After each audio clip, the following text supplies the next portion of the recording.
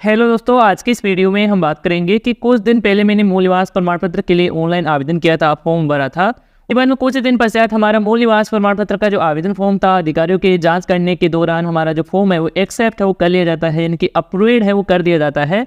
तो अप्रूव्ड यदि आपका भी मूल निवास प्रमाण पत्र हो जाता है, जाति प्रमाण पत्र हो जाता है, अप्रूव्ड होने के बाद में आपको अपना मूल निवास प्रमाण पत्र या फिर जाति प्रमाण पत्र का जो प्रिंट है वो आपको कहाँ से आपको लेना होता है, क्या कुछ आपको चार्जेस है वो आपको देना होता है, सारी कुछ जानकारी इस वीडियो में जानेंगे। तो आपको आज के इस वीडियो को पूरा कंप्लीट है वो आपको देखना है। तो अब चलते हैं, वीडियो को शुरू करते हैं।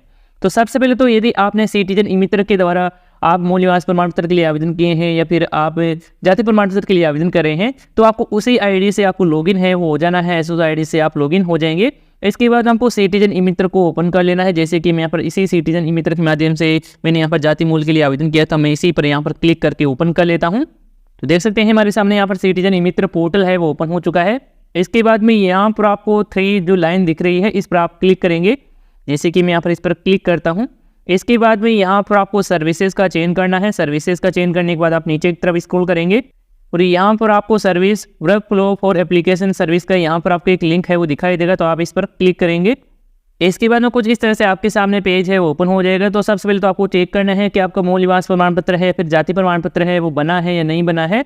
तो यहाँ पर आपको सबसे पहले तो डेट है वो आपको चुननी होगी, जिस दिन आपने आवेदन किया है उससे पहले की भी आप डेट है वो चुनेंगे। इसके बाद में यहाँ पर आप एंडिंग डेट है वो चुन सकते हैं कि कब से कब तक के बीच में आपने आवेदन किया है, वो यहाँ पर आप डेट चुनेंगे। इसके बाद में आप फेज पर क्लिक करेंगे। जैसे आप फेज पर क्लिक करेंगे इसके बाद आप नीचे की तरफ आएंगे। तो यहाँ पर आपने इस सिटीजन ई मित्र पोर्टल से जो भी आवेदन किया होगा वो यहाँ पर आपके सामने देखने को मिल जाएगा। तो यहाँ पर देख सकते हैं कि हमारा जो फॉर्म है वो एक्सेप्ट है वो कर लिया गया है, ज़्यादा दिन हमारा नहीं लगा है। यहाँ पर देख सकते हैं कि डेट है वो देख सकते हैं कि 6/10/2023 को ही मैंने आवेदन किया था और 9/10/2023 को ही आवेदन है वो यहाँ पर सफलतापूर्वक एक्सेप्ट है वो कर लिया गया था। यानी कि 3 से 4 दिन में हमारा जो फॉर्म है वो एक्सेप्ट कर लिया गया था।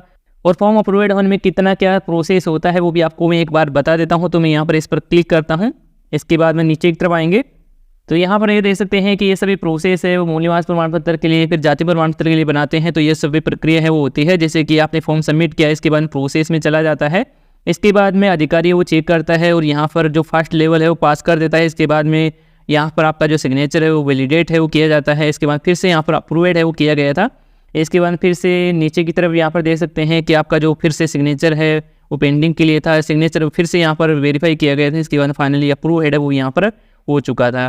तो इस तरह से यहाँ पर जो लेवल फर्स्ट या सेकंड 2 तरीके से यहाँ पर वेरीफाई वो किया जाता है। इसके बाद में आपका जो फॉर्म है जाति मूल का यहाँ पर अप्रूव्ड है वो हो जाता है।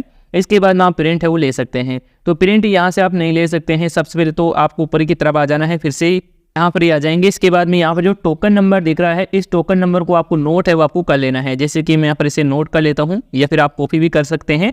नोट करने के बाद में फिर से यहाँ पर आपको डैशबोर्ड पर जाना है। तो यहाँ पर आप डैशबोर्ड पर क्लिक करेंगे।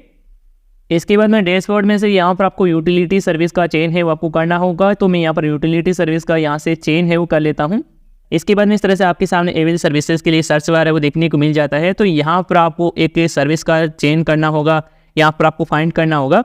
तो यहाँ पर इसमें लिखेंगे मोबाइल है वो यहाँ पर आपको लिखना है। मोबाइल जैसे आप लिखेंगे तो यहाँ पर देख सकते हैं कि प्रिंट डिजिटल साइन सर्टिफिकेट करके यहाँ पर एक सर्विस देखने को मिल रही है। आप इस पर क्लिक करेंगे तो आप सर्विस का चयन करने के बाद आप नीचे की तरफ आ जाएंगे। तो यहाँ पर इस तरह से देखने को मिल जाएगा। इसमें आपसे टोकन नंबर है वो मांगा जा रहा है। तो आपने अभी कॉपी किया है टोकन नंबर या फिर नोट किया है, वह जो टोकन नंबर है वो यहाँ पर आपको डाल देना है।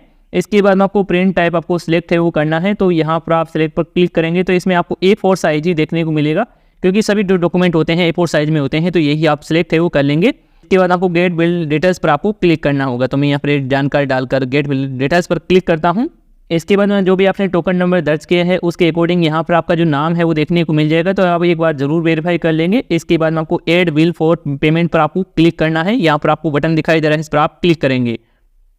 क्लिक करने के बाद में देख सकते हैं कि आपको 10 रुपये का पेमेंट करना होगा। यदि आप 10 रुपये का पेमेंट नहीं करेंगे तो आप अपना जो जाति का या फिर मूल निवास प्रमाण पत्र का जो प्रिंट है वो नहीं ले सकते हैं। तो आपको 10 रुपये का पेमेंट करने के लिए आपको बिल पे का बटन दिखाई दे रहा है, इस पर आप क्लिक करेंगे। इसके बाद में आपको नीचे की तरफ आ जाना है और यहाँ पर आपको मोबाइल नंबर ईमेल आईडी यदि डालना चाहें तो आप दर्ज करेंगे। इसके बाद आप कंटिन्यू पर क्लिक करेंगे।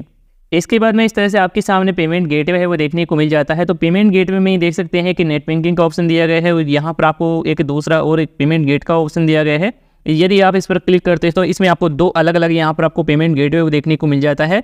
यहाँ पर देख सकते हैं कि एयर पे है और यहाँ पर बिल्डेक्स का है। तो आप वन अकॉर्डिंग इसमें से भी यहाँ पर आप पेमेंट गेटवे को सिलेक्ट कर सकते हैं। तो मैंने यहाँ पर बिल्डेक्स के जरिए एयर पे वाला जो पेमेंट गेटवे था वो यहाँ पर सिलेक्ट कर लिया है। इसमें यहाँ पर काफ़ी सारे ऑप्शन है वो दिए गए हैं, जैसे कि यहाँ पर यूपीआई से पेमेंट कर सकते हैं, क्रेडिट कार्ड से कर सकते हैं, डेबिट कार्ड से कर सकते हैं, नेट बैंकिंग का भी ऑप्शन दिया गया है और वॉलेट से भी आप पेमेंट कर सकते हैं। तो मैं यहाँ पर यूपीआई से पेमेंट है वो करने वाला हूँ, तो मैं यहाँ पर यूपीआई का ऑप्शन है वो यहाँ से सिलेक्ट कर लेता हूँ। इसके बाद में यहाँ पर देख सकते हैं कि अलग अलग तरीके से आप पेमेंट है वो कर सकते हैं। आप गूगल पे, पेटीएम, फ़ोनपे, भीम यूपीआई से भी आप पेमेंट कर सकते हैं, या फिर आपके पास अदर किसी प्लेटफॉर्म की यूपीआई है तो वो यहाँ पर आप दर्ज करेंगे। जैसे कि मैं यहाँ पर यूपीआई है वो दर्ज करता हूँ। इसके बाद में कुछ इस तरह से आपके सामने सेकंड है वो यहाँ पर चलने लग जाएगी। इसके बाद में आपको अपने फ़ोनपे या फिर आपने पेटीएम, जो भी आपने प्लेटफॉर्म का यूपीआई आईडी डाला है उस एप्लीकेशन को आपको ओपन है वो आपको करना है। इसके बाद में उसमें एक नोटिफिकेशन मिला होगा, तो उस नोटिफिकेशन में आपको पे नाउ का बटन दिखाई दे रहा होगा, उस पर आप क्लिक करेंगे और पेमेंट है वो आप कर देंगे। आपके सामने आपका जो पेमेंट है वो सक्सेसफुली हो जाएगा और इस तरह से आपके सामने पेमेंट का स्टेटस है वो देखने को मिल जाएगा। यहाँ पर देख सकते हैं कि आपका जो 10 रुपये है वो डेबिट हो चुका है। अब आप अपने मूल निवास प्रमाण पत्र या फिर जाति प्रमाण पत्र को आप डाउनलोड है वो कर सकते हैं। तो डाउनलोड करने के लिए आप नीचे की तरफ आएंगे और यहाँ पर आप देख सकते हैं कि टू प्रिंट योर सर्टिफिकेट करके यहाँ पर आपको देखने को मिल रहा है। तो यहाँ पर आपको इसके आगे एक लिंक है वो दिखाई दे रही है, क्लिक नाउ करके यहाँ पर आप इस पर क्लिक करेंगे। इसके बाद में आपके मोबाइल फ़ोन में एक पीडीएफ फाइल वो डाउनलोड हो जाएगी। पीडीएफ फाइल को ओपन करेंगे तो कुछ इस तरह से आपके सामने आपका जो मूल निवास प्रमाण पत्र है वो देखने को मिल जाएगा।